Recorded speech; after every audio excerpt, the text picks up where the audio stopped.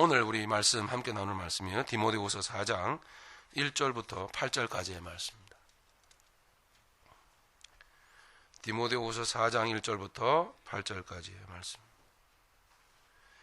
우리 함께 봉독하시겠습니다. 하나님 앞과 살아있는 자와 죽은 자를 심판하실 그리스도 예수 앞에서 그가 나타나실 것과 그의 나라를 두고 엄히 명하노니 너는 말씀을 전파하라. 때를 얻든지 못 얻든지 항상 힘쓰라. 범사에 오래 참음과 가르침으로 경책하며 경계하며 권하라. 때가 이르리니 사람이 바른 교훈을 받지 아니하고 귀가 가려워서 자기의 사욕을 따를 스승을 많이 두고 또 그 귀를 진리에서 돌이켜 허탄한 이야기를 따르리라. 그러나 너는 모든 일에 신중하여 고난을 받으며 전도자의 일을 하며 내 직무를 다하라. 전제와 같이 내가 벌써 부어지고 나의 떠날 시각이 가까웠도다. 나는 선한 싸움을 싸우고 나의 달려갈 길을 마치고 믿음을 지켰으니 이제 후로는 나를 위하여 의의 면류관이 예비되었으므로 주 곧 의로우신 재판장이 그날에 내게 주실 것이며 내게만 아니라 주의 나타나심을 사모하는 모든 자에게도니라. 아멘. 네, 사람은 누구나 이 세상을 떠날 날을 맞이하게 됩니다. 반드시 태어나셨다면 또 세상을 떠날 날을 맞이하게 될 것입니다. 반드시 그렇습니다. 그렇습니까? 예. 그리고 허락되는 대로 어떤 사람들은 세상을 떠나면서 회고도 하고 또 남기고 가는 말들, 즉 유언을 또 이렇게 하게 되겠죠. 예. 오늘 본문은 사도 바울의 개인적인, 지극히 개인적인 믿음의 아들 디모데에게 남기는 유언의 말입니다. 네, 지극히 개인적인 말이었습니다. 당시에는 사도 바울이 내가 지금부터 마지막으로, 이 책은 사도 바울이 썼던 마지막 책입니다. 마지막으로 성경책을 써야지. 그러고 쓴 게 아니에요. 편지를 쓴 겁니다. 이런 편지들 가끔씩 쓰시죠? 네, 그 편지, 믿음의 아들 디모데에게 남긴 마지막 편지가 성경이 되어버렸습니다. 놀랍죠? 네, 그렇게 사도 바울이 마지막으로 남긴 믿음의 아들 디모데에게 남긴 유언입니다. 그 유언이 어떻게 오늘 우리에게 남겨질 또 유언의 말이 될 수가 있겠는가? 왜 그렇습니까? 그게 하나님의 말씀이기 때문에 그렇습니다. 하나님의 계시가 들어있기 때문에. 예, 개인적인 사정에 의해서 서로 주고받은 얘기가 아니라, 예, 본인은 개인적인 사정에 의해서, 목적에 의해서 이 말을 남겼지만 하나님께서는 그 사도 바울이라고 하는 사람의 인생 속에 함께 계셨고 그분이 인생을 온전히 주장하고 가셨기 때문에 그 사도 바울이 한 말은 오늘 믿음의 길을 걸어가는 여러분들에게, 우리들에게 남기는 유언의 말씀도 된다는 사실입니다. 뿐만 아니라 왜 반드시 그러하다고 말을 하고 있느냐 하면은 우리가 읽은 마지막 절에 보면은 그게 분명히 확실합니다. 우리에게 남긴 유언의 말이라고 하는 게 8절 한번 보시죠. 이제 후로는 나를 위하여 의의 면류관이 예비되었으므로 주 곧 의로우신 재판장이 그날에 내게 주실 것이며, 그 다음 구절입니다. 내게만 아니라 주의 나타나심을 사모하는 모든 자에게도니라. 할렐루야. 그러면요, 이 속에 주의 나타나심을 사모하는 모든 자에게도 해당되는 말이다 라고 말하고 마무리를 하고 있습니다. 그렇기 때문에 여러분에게 남기는 유언의 말이 되고 있는 것입니다. 네, 이 세상을 떠날 때가 다 되었다고 느끼는 사도 바울은 그렇게 느낄 수 있는 것은 참 은혜입니다. 그리고 모든 상황을, 내가 떠날 때가 되었다는 상황을 순종으로 받아들일 수 있다는 것은 매우 매우 귀한 일입니다. 단 한 가지 이유 때문에 내가 떠날 기약에 가까웠다라고 말할 수 있고, 그리고 담담하게, 초연하게 내가 떠날 날이 가까웠다라고 하는 것을, 사실을 깨닫고 받아들일 수가 있었던 단 한 가지 이유는 뭐냐? 자기 자신을 삶의 주인을 과거와 달리 더 이상 내가 주인 노릇을 하지 않았기 때문입니다. 그 주인이, 내 인생을 언제부턴가 이끌어 가셨던 그 주인이 이제 너의 인생은 여기에서 마무리를 해라 라고 말씀을 하셨을 때, 환경을 통해서 보여주셨을 때에 사도 바울은 영적인 직관을 통해서 깨달았습니다. 내가 해야 될 사역은 여기까지다. 이제 마무리가 되었다. 그리고 하나 주님은, 그 사도 바울의 주인 되신 예수님은 알려주셨습니다. 감옥 속에서 이 편지는 쓰게 된 것 여러분 다 아시죠? 아실 분들은 아십니다. 로마 감옥에서 2차 투옥되면서 이 편지를 썼습니다. 첫 번째로 로마 감옥에 투옥될 때의 사도 바울은 입장은 이러지는 않았습니다. 어떤 상황이었는가 하니 그냥 가택연금 상태였어요. 예, 뭐 감옥이라고는 하지만 가택연금, 뭐 지키는 사람에 따라서 같이 나올 수도 있고요. 항상 감시병은 붙어 있었지만, 네, 뭐 그 집으로 사람 손님들도 초대할 수도 있는 것이고, 뭐 자유스럽게 이렇게 하고 싶은 말을 했었어요. 그 복음을 전할 수가 있었습니다. 그러나 이 디모데후서 4장, 디모데후서를 쓸 때쯤에는 바로 2차로 다시 한번 2년 후에, 그로부터 가택연금을 받고 난 그로부터 2년 후에 다시 모함을 통해서, 자기 동족들의 모함을 통해서 다시 로마 감옥에 실제로 다른 죄수들과 함께 투옥이 됩니다. 그때는 실제로 쇠고랑을 차고 있었어요.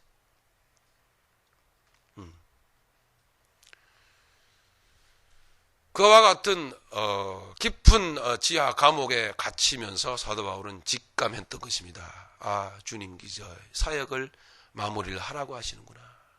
그래서 이 마지막 유언을 남긴 거예요. 그리고 사도 바울은 6절과 같이 이렇게 말하고 있는 거죠. 6절 보시면 전제와 같이 내가 벌써 부어지고 이렇게 말하고 있는 것입니다. 이것은 죽을 날이 가까웠다. 감옥에 갇히고 난 후에 얼마 지나지 않아 사도 바울은 목이 떨어져서 참수형을 당해서 죽었습니다. 장렬한 죽음이었죠. 전제와 같이 내가 벌써 부어지고, 아직 죽지는 않았는데 부어졌다는, 여기 전제는 제사 제도의 일종인데요. 전제는 포도주나 어떤 술 같은 것을 제물에 부어서 하나님께 제사 드리는 제사 방법이었습니다. 예. 이 전제는 특별히 예수님의 피를 쏟으심을 상징하는 것이었습니다. 예수님이 피를 쏟으셨다는 것은 무엇을 의미하느냐면 아버지 하나님의 거룩하신 뜻에 절대적으로 충성하고 순종했음을 상징하는 것입니다. 전제라고 하는 것은 완전히 피를 다 쏟아 부어 주셨어요. 그래서 제사를 삶의 제사를 하나님께 올려드리셨던 것입니다. 예수님.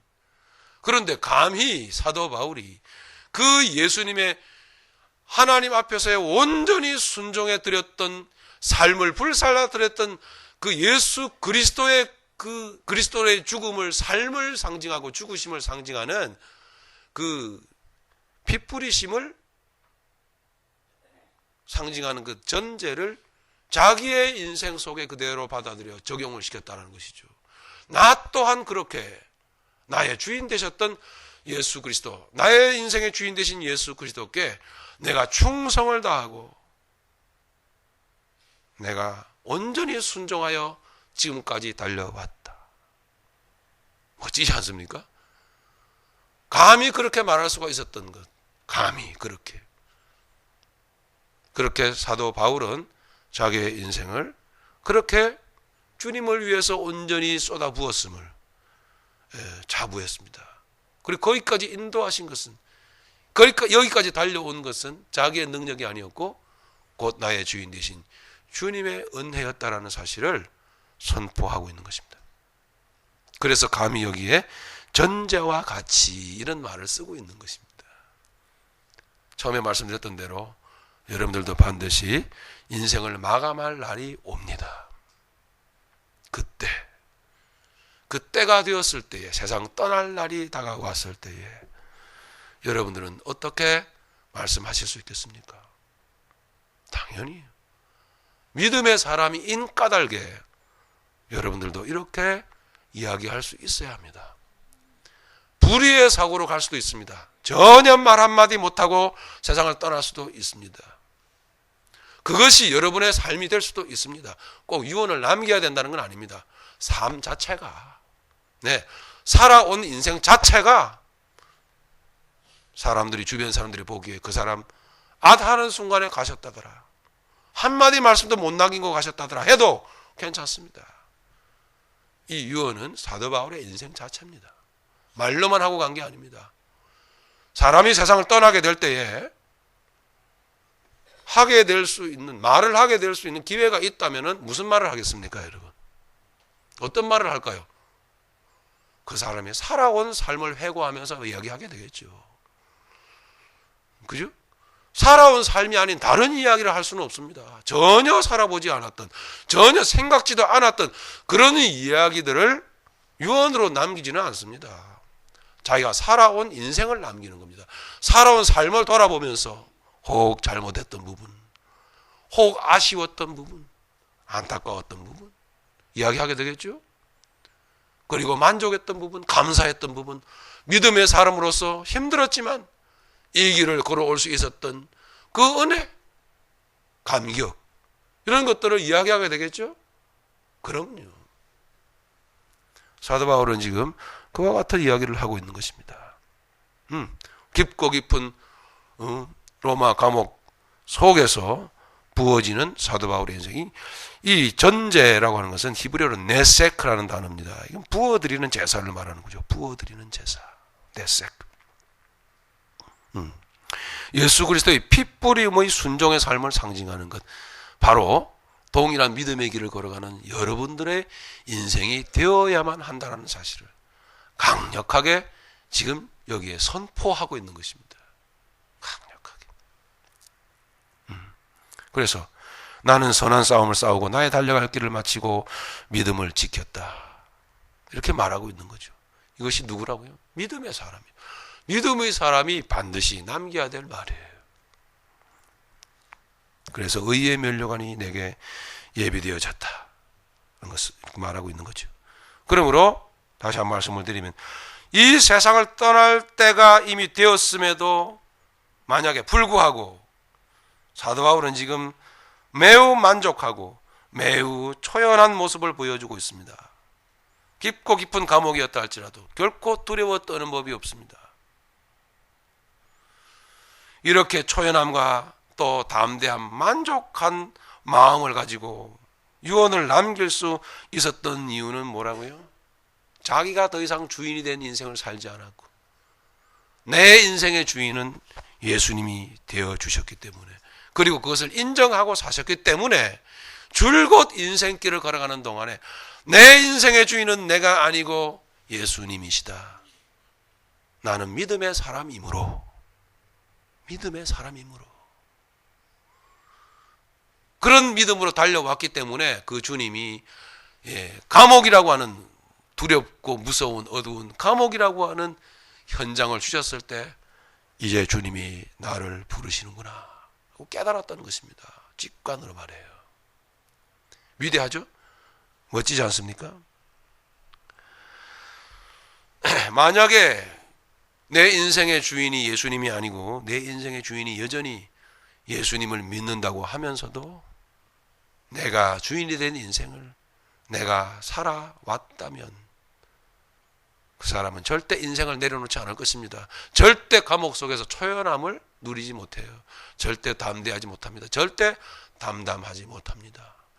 지난주에도 비슷한 이야기를 한 것 같은데, 여러분 한 주일 동안 사시면서 근심, 걱정, 염려, 두려움, 혹시 이런 감정을 가지고 여러분 사셨습니까? 내가 주인 된 결과입니다. 그렇게 삶을 붙들고 생의 끈을 붙들고 염려하며 두려워하며 사는 인생이 어떻게 성도의 인생이 될 수가 있습니까? 어떻게 믿음의 사람이라고 말할 수가 있겠습니까? 어떻게요? 그것도 1, 2년에 불과한 거지. 그것도 좀 더 봐주면 2, 3년에 불과한 거지요. 열매를 맺으라고 땅에 심은 유실수도 3년이면 열매를 맺는다고 합니다. 3년이면 족한 것입니다. 여러분, 우리 얼마나 교회를 오래 다녔습니까? 얼마나 믿노라고 하면서 오래 다녔습니까? 근데 주님께 여러분 헌신하고 계십니까? 주님께 정말 충성하고 계세요? 여러분 믿음의 사람으로 부름을 받았기에 이런 이야기를 하게 되는 것입니다. 얼마나 더 시간이 흘러가야 되겠습니까? 얼마나 더.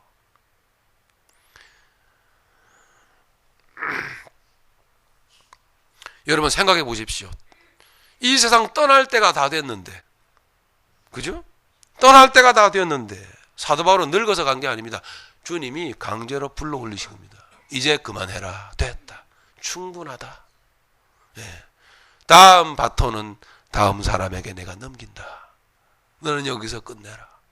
이렇게 하셨을 때에 내가 내 인생 붙들고 내 의지대로 내 욕망대로 살아왔다면 그걸 내려놓겠습니까?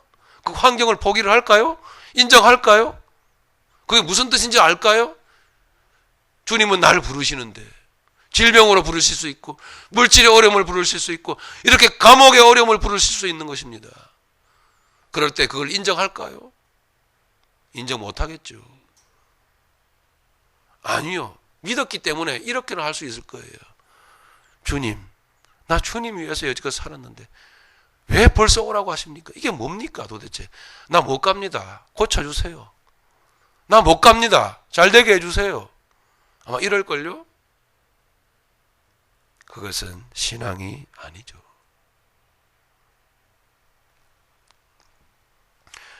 자신의 인생을 주님께 의탁하고 살아온 사람은 때가 되면 반드시 그 주인의 명령에 따라 이제는 그 하던 일을 마쳐야 할 때를 알 수밖에 없습니다. 반드시 그렇습니다. 그가 가르쳐 주시기 때문에, 그 주인이 여기까지다 이렇게 가르쳐 주시기 때문에 여러분 인생 사시면서도 순간순간 그런 테마가 옵니다. 그죠? 그런 삶의 여러분 모습이, 삶의 그런 어떤 주제들이 우리에게 오잖아요. 그런 삶의 환경 우리에게 오지 않습니까? 여기까지, 이 부분은 여기까지다.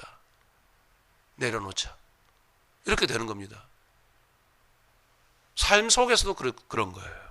근데 하물며 우리의 전 인생에 이제 우리는 낡아져 가고 이제는 병들어져 가고 이제는 뭔가 준비해야 되고 마무리해 가야 될 때가 되었는데도 불구하고 만약에 내려놓지 못하고 더 살겠다고 그렇게 인생의 생애끈을 붙들고 늘어진다면 얼마나 볼썽사납겠습니까?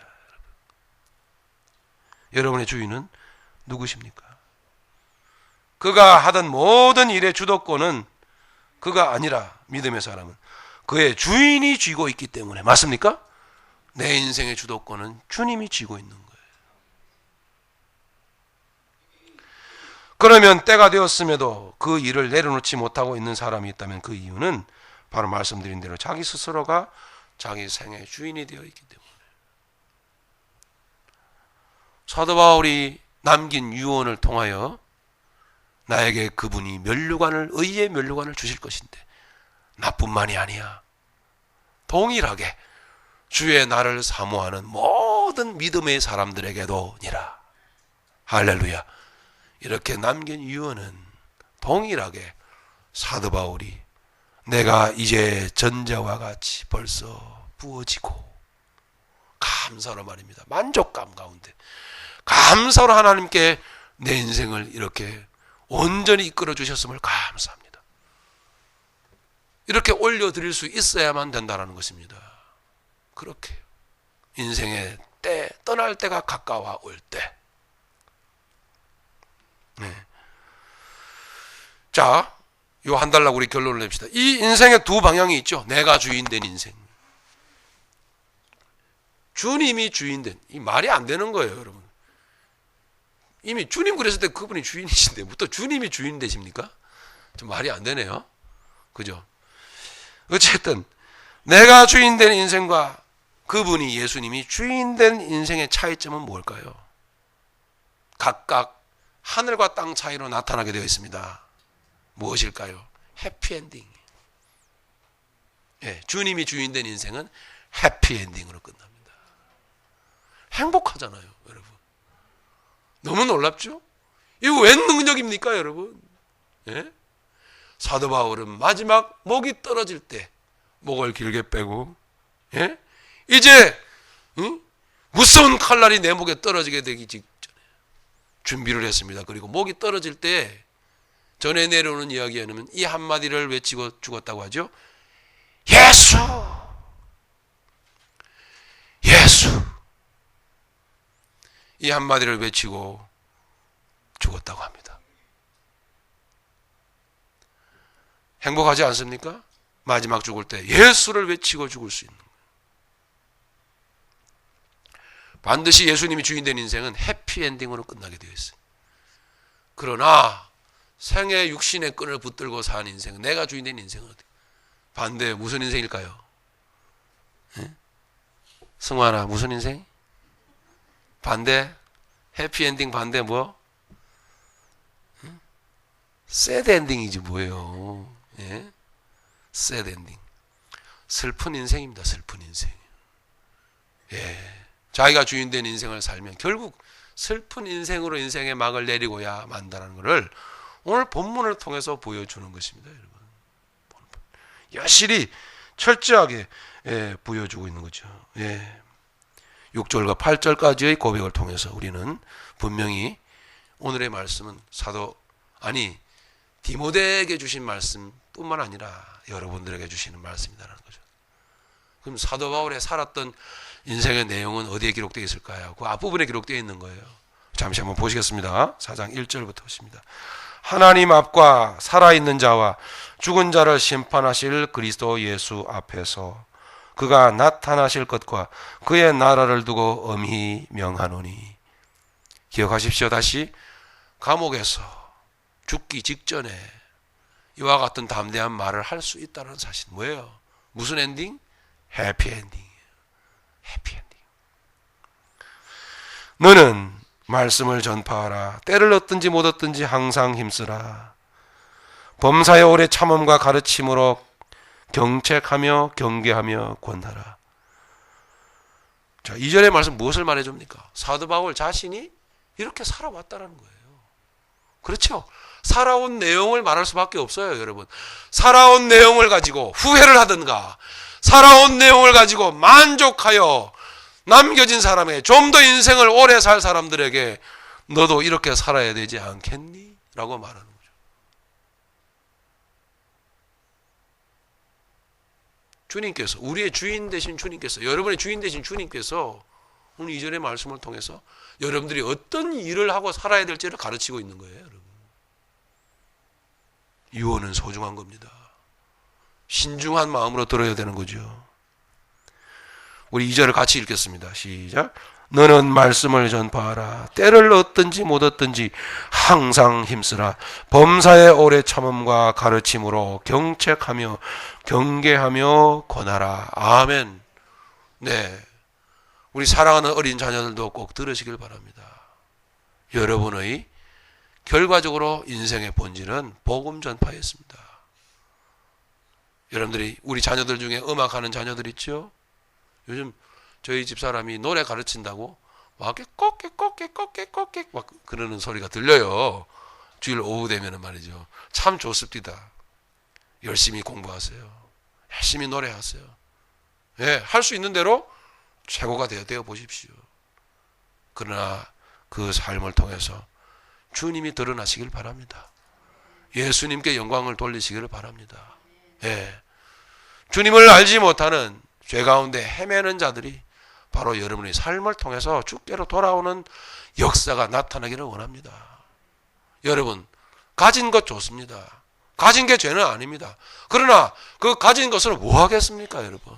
잘 먹고 여러분 잘 살고 호의호식하고 여러분 남보라는 듯이 떵떵거리고 사는 것입니까? 그건 세상 사람들이나 하는 행위입니다. 내가 성도라면, 믿음의 사람이라면 내 가진 것을 가지고 살 동안에 주님이, 예수님이 인생의 주인이시다라는 것을 선포하며 사는 거예요. 복음을 전하며 나는. 그게 복음 아닙니까? 갖지 못했습니까? 상관없습니다. 삶이 있지 않습니까? 삶. 이렇게 갖지 못해도, 이렇게 어려움 속에서도 주님을 감사하며 선포하며 그 영광 나타내고 살고 있는 거예요. 사도 바울 보십시오. 사도 바울이 뭘 가졌습니까?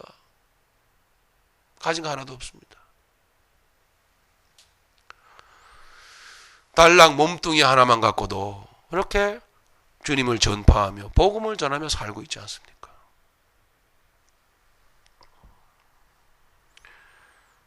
자, 3절 사도 바울이 남긴 유언의 말씀을 통해서 우리 삶을 한번 다 돌이켜보십시다. 3절 보십니다. 때가 이르리니 사람이 바른 교훈을 받지 아니하며 귀가 가려워서 자기의 사욕을 따를 스승을 많이 두고 또 그 귀를 진리에서 돌이켜 허탄한 이야기를 따르게 될 것이다. 때가 이르리니 사람이 바른 교훈을 받지 아니하며 바른 교훈이 뭘까요? 바른 교훈이 뭘까요? 귀가 가려워서 자기 사욕을 따를 스승을 많이 두지 않는 것입니다. 쉽게 말씀을 드리죠. 귀가 가려워져서 자기의 사욕을 따를 스승을 내가 지금 사욕을 쫓아 내 개인의 욕망을 쫓아 달려가는데 더 그것을 도와줄 수 있는, 더 이렇게 부추겨 줄 수 있는, 잘한다 그렇게 사는 거야, 맞아 이렇게 도와줄 수 있는 그 모든 것들을 말하는 것입니다. 그런 것들을 쫓아가더란 말입니다. 교회를 찾아가도 내가 이렇게 살고 있는데, 내가 분명히 여러분 자기 생각을 잘못 돌아보십시오. 내가 주님의 발자취를 쫓아가지 않고 있는데도 지금 잘 살고 있어요. 돈을 많이 벌고 살고 있습니다. 예. 그런데 복음은 그게 인생이 아니라고 가르칩니다. 네가 물질과 함께 얼마나 오래 살겠느냐. 여러분 얼마나 오래 살 것 같습니까? 말해보나 마나죠? 내일을 여러분, 죽음 이후의 세계를 여러분 대비하고 있습니까? 아니요. 신기한 것은 물질을 많이 가지면 가질수록 자만심이 올라옵니다. 죽음 이후의 상황을 생각지를 않아요. 이게 인생이 여러분 타락한 인생입니다. 좋다라는 거죠. 행복하다라는 거죠. 나 이렇게 살고 있다는 거예요. 남에게 막 보여주고 싶은 거예요. 은근히 말이에요.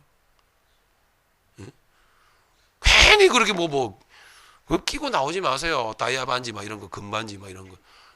괜히 끼고 나가지고 햇빛 비치는데 이거 반짝 비치면 눈부시고 괜히 식사 좀 하려고 그러는데 말이죠. 국물을 흘리게 만들고. 그러지 마세요. 왜 이렇게 민폐를 끼치는 거예요? 집에서나 끼고 행복해 하시던 건 알아서 하실 일이지만 말이에요. 끼고 나오지 마세요. 고소할 겁니다.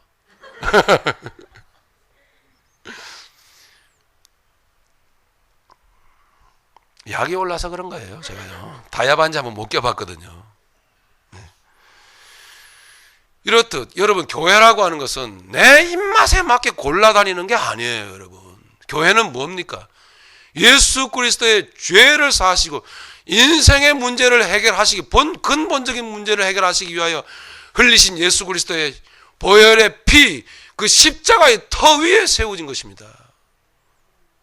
그러므로 교회는 반드시 예수 그리스도의 고난 위에 반드시 내가 부정되어야 되며 나는 아니라고 말해야 되며, 그러나 나 된 것은 하나님의 전적인 은혜라고 하는 선포와 고백 가운데서 교회 공동체는 이루어지는 것입니다. 그러면 우리가 교회를 만약에 찾는다고 한다면, 그죠? 여러분 어떻게 여기 오셨습니까? 여기에 창립 멤버 거의 없으신데 어떻게 오셨습니까? 무엇 때문에? 여기에 오셔서 여러분 무슨 이야기를 들으십니까? 혹시 여러분의 입맛에 맞지 않는다고 돌아가시는 건 상관 안 합니다. 그건 제가 할 일이 아니기 때문에. 교회를 그런 식으로 찾아다니진 않습니까? 내 귀에 달콤한 이야기요, 내가 듣기 좋은 이야기요, 내가 가지고 있었던 내 생각에 옳다고 생각했던 그것을 증명해 줄 수 있는 교회, 이런 식으로 교회를 찾아다니지는 않았습니까? 그러면 정말 여러분들이 하나님이 원하시는, 적어도 아니요, 그 정도는 아니라도 사도 바울이 보여주는 이와 같은 삶의 목적을 바로 알고 살고 계십니까? 그렇다면 문제는 또 달라지겠죠. 그렇죠? 그렇다면 교회를 보게 될 때, 야, 여기 정말 아니구나. 그럼 떠날 수 있습니다. 떠나세요. 그럼요. 괜히 고쳐보려고 하지 마시고. 안 고쳐집니다, 그거. 중이 절이 싫으면은 왜 어떻게 해야 돼요? 자기가 떠나야죠. 괜히 저를 때려 부시면 되겠습니까? 예? 그건 아니죠. 자기가 떠나야 되는 거예요. 그건 떠나십시오. 하지만 저도 그렇고 여러분들도 그렇고, 예, 삶을 돌아볼 때에 우리 아까 먼저 선포했던 장전사님도 그러시고, 인생이 아직도 모자랍니다. 이건 아니 옳시다 하는 부분이 너무나 많다고 한다면 내 입맛에 맞는 교회를, 내 귀에 듣기 좋은 소리를 들으려고 해서는 안 된다는 것입니다. 저는 중학교 1학년 때 이걸 깨달았어요. 제가 대단한 사람이에요. 예. 엄마 품을 떠나기만 하면, 학교만 가기만 하면은 아시는 대로, 예? 광목 들고 싸우고 체인 들고 휘두르고, 예, 무시무시했던 아주 존재입니다.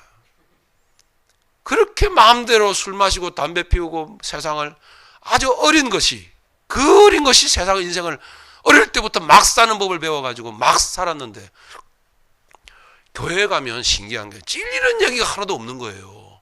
예, 너 잘못했다는 소리가 하나도 없는 거예요.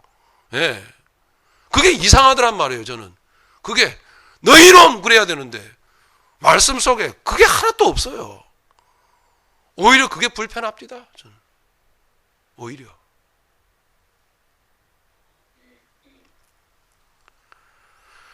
여기에서 말하고 있는 사람들이 귀가 가려워서 자기 사욕을 따를 스승을 많이 둔다라는 것은 그런 것입니다. 내 사욕, 내 개인의 생각과 뜻대로 달려가고 내 사욕대로 달려가는데 그것을 응원해 줄 그와 같은 이야기들을 응원해 줄 그와 같은 언덕을 찾아다니더란 말이에요. 이게 바른 교훈을 받지 않는 거예요. 여러분 얼마나 많습니까? 그러면 자기 사욕을 따를 스승을, 그 많은 스승은 뭘까요? 온 세상입니다, 여러분. 내 입맛에 맞게, 구미에 맞게 취하는 거예요. 취사 선택하는 거죠. 사도 바울은 세상을 떠나면서 믿음의 아들 디모데에게 너는 그렇게 하지 마라.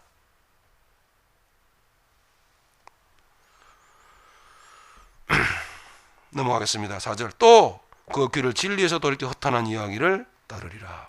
먼저 그 사욕을 따른 삶의 결과를 3장 1절에서 사실 말씀했어요. 거기 한번 잠깐 읽어보죠. 우리 3장 1절부터 한번 읽어보겠습니다. 1절부터 5절까지 읽습니다. 시작.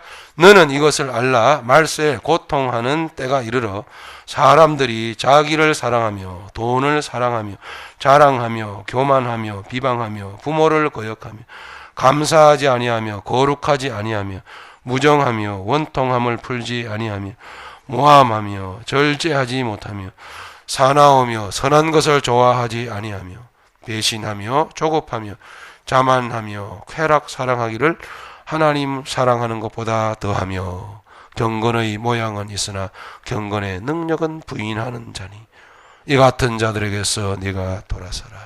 아멘. 예, 이게 사욕을 좇은 삶의 결과입니다. 예, 자기 뜻대로 자기 마음대로 산, 자기가 주인된 인생을 산 결과가 이렇게 나타나.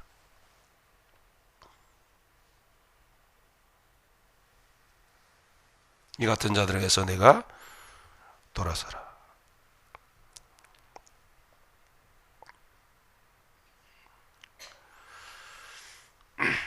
사절. 그래서 그 귀를 진리에서 돌이켜 허탄한 이야기를 따르리라. 오늘 장 전사님 설교하기 전에 이야기 말씀 잘 해주셨습니다. 믿음의 길을 걸어가야 하기에 자기의 현실 있는 그대로의 모습을 성도들에게 오픈하고 기도를 원했던 것입니다. 나 이렇습니다. 여러분의 기도를 원합니다. 날 위해서 기도해 주십시오. 그런 뜻으로 알고 저는 감동했습니다. 감사했습니다. 예, 사욕을 쫓아가서는 안 되기 때문입니다. 허탄한 이야기를 쫓아가서는 안 되기 때문에 바른 교훈을 쫓아가야만 하기 때문에 그렇습니다. 바른 교훈. 5절입니다. 그러나 너는 모든 일에 신중하여 고난을 받으며 전도자의 일을 하며 네 직무를 다하라. 이렇게 사도 바울은 유언을 남겼습니다. 유언을 이렇게 남길 수 있었던 이유는 뭐라고요? 자기 자신이 인생을 그렇게 살았기 때문에 이렇게 하라라고 담대하게 말할 수가 있는 것입니다. 즉 성도들은 이와 같이 인생을 살아야만 한다는 것을 오늘 우리에게 보여줍니다. 이 부활의 아침에 여러분 하는 일이 다 다르시겠지만 여러분의 일은 복음을 전하는 일이 되기를 간절히 바랍니다. 여러분의 삶은 주님을 나타내고 주께 영광, 예수님께 영광을 돌리는 인생이 되기를 간절히 바랍니다. 여러분의 인생이 되었던 인생에서 주님이 주인이 되시는 그와 같은 인생으로 돌이켜지시기를 간절히 바랍니다.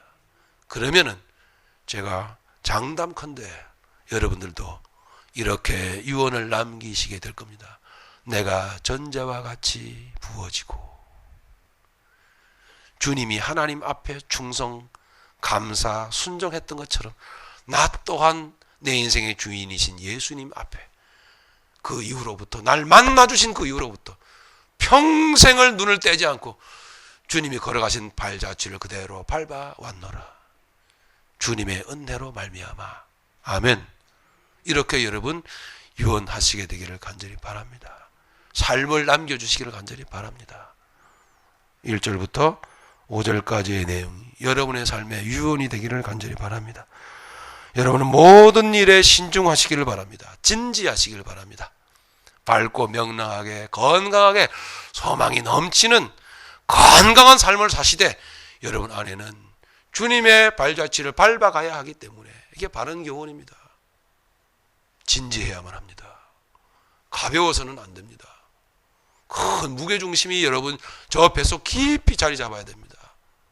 어둠으로부터 시작된 인생, 빛된 인생이 된 것, 이게 진리입니다. 이게 바른 교훈입니다. 세상 보십시오. 어둠을 가르칩니까? 여러분이 인생이 어둠이라고 가르쳐 줍니까? 여러분이 죄인이라고 가르쳐 줍니까? 나는 죄인이라고, 나는 지난주에도, 나는 바로 어제도 아내와 싸웠다고 그렇게 부끄러워하면서 내가 죄인임을 선포합니까? 고백합니까? 안 합니다. 너는 할 수 있다고 얘기해 줍니다. 너는 빛이라고 말해 줍니다. 너는 세상에서 성공할 수 있을 거라고 열심히 노력하라고 얘기할 겁니다. 그게 바로 뭡니까? 사욕을 쫓아가게 만드는 것입니다. 새드 엔딩으로 끝날 수밖에 없습니다. 왜요? 날 가져가는 인생을 붙들고 있기 때문에. 붙들고 있기 때문에. 그 붙드는 힘이 얼마나 오래 갈 것 같습니까, 여러분?